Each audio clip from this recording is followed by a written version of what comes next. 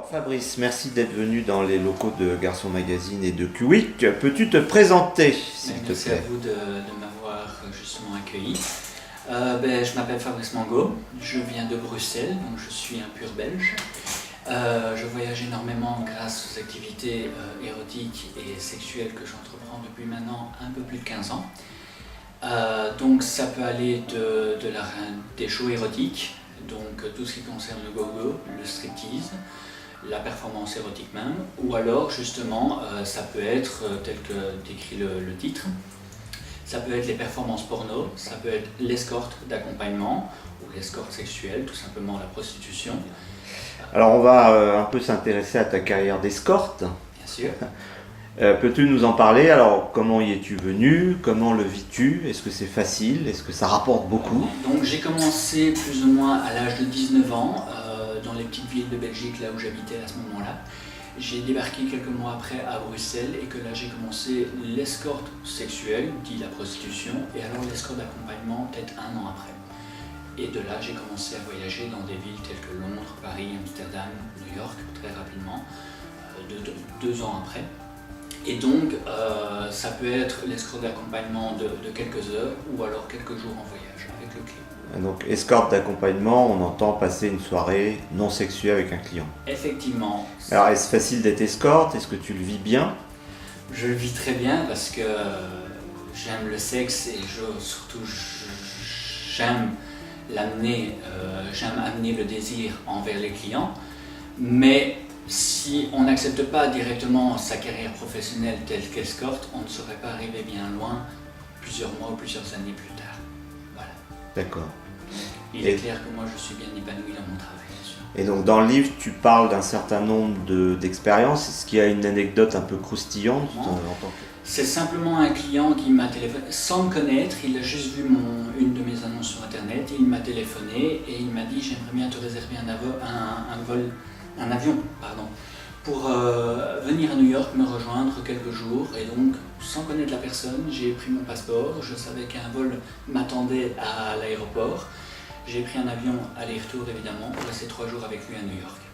Et toi, en tant qu'escorte, es-tu déjà tombé amoureux d'un client ou des clients sont-ils tombés amoureux de toi? Et si oui, comment as-tu géré ça? Mais malheureusement, non, je ne suis jamais tombé amoureux d'un client.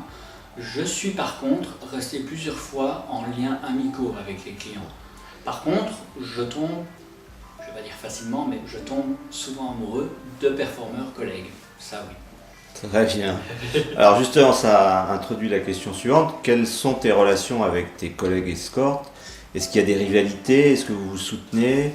Comment ça se passe? Je peux comprendre qu'il y a de la rivalité. J'en ai eu à mes débuts parce que je travaillais comme tout le monde. Je me lançais dans le gogo, je me lançais dans le porno amateur, je me lançais dans la prostitution. Donc là, c'est ce que malheureusement, monsieur tout le monde tente à faire pour le moment. Que ce soit il y a 10 ans ou que ce soit maintenant. Mais comme je propose plusieurs services que pas mal de personnes n'arrivent pas du tout à faire, ça veut dire les performances sexuelles en public que très peu de personnes savent faire, mis à part les performeurs porno, mais c'est déjà autre chose d'être en production que d'être plutôt devant un public. Comme j'arrive à faire ce genre de service-là facilement et pratiquement tous les jours, dans des clubs ou devant un public de 3000 personnes, je veux dire que de ce côté-là, je n'ai pratiquement aucune concurrence.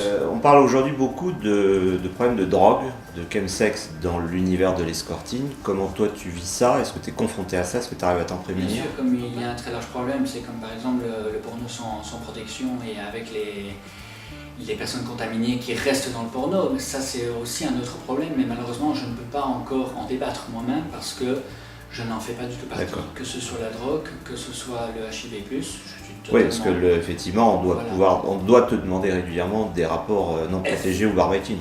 Oui, mais je n'en fais jamais parce que je ne suis pas du tout intéressé par ça, je tiens trop à ma vie pour ça. Alors on va revenir un peu au livre qui a été donc édité aux éditions Texte Gay. Pourquoi tu as eu envie ou besoin de raconter toute ta vie? C'était surtout pour avoir un exutoire. Je voulais écrire ce que je ressentais et c'était comme une petite thérapie, on va dire, pour dire de tout faire sortir de ma tête. Mais après j'ai bien pris conscience de tout ce que j'écrivais était assez positif et donc même très positif. Et alors on m'a conseillé de continuer à l'écrire et d'écrire ce que je ressentais et ce que je vivais par rapport à chaque situation, d'où l'escorte en général et les performances porno. Voilà. D'accord, très bien. Dans ta description, il y a aussi la notion d'entrepreneur. Ça recouvre le livre, toutes ces activités. Ça veut dire quoi? Tu gères une entreprise aujourd'hui? Quand je dis entrepreneur, c'est par exemple prendre l'initiative de justement recruter des personnes pour les pornos privés, ou alors former des gens pour justement m'accompagner pendant ces voyages-là d'escorte, d'accompagnement, donc d'être plusieurs escortes pour un ou plusieurs clients aussi en même temps, mais aussi de recruter et de former, on va dire, des performeurs qui pourraient être en performance érotique, des stripteaseurs, pourquoi pas, et alors là, que ce soit partout en Europe, même aussi, un peu aux États-Unis, et voire aussi un peu en Asie. Et avec tout ça, tu arrives à concilier une vie sentimentale épanouissante?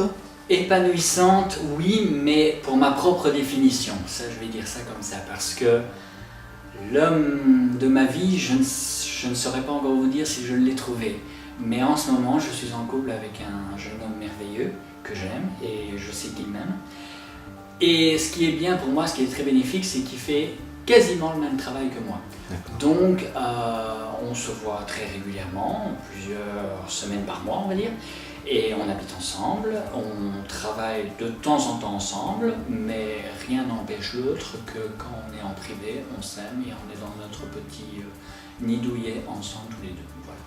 Parfait. Après, dernier aspect, cette idée de donneur de sperme.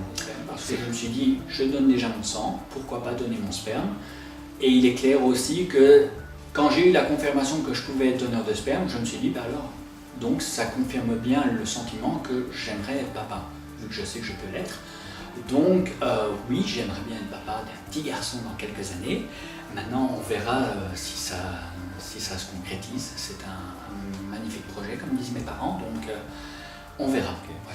Alors pour conclure ce livre, on peut le trouver où? Il coûte combien? Il coûte 14,90 €, si je ne me trompe, 14,90 € pour les Belges. Mais j'imagine qu'on peut le trouver dans toutes les FNAC et dans certaines librairies spécialisées, et alors bientôt sur Internet. Alors oui, pour Paris, la librairie spécialisée des mots à la bouche. Les mots à la bouche, effectivement. Nous nous rendons après pour une signature. Voilà. Bien, bah écoute, je te remercie. Merci à vous.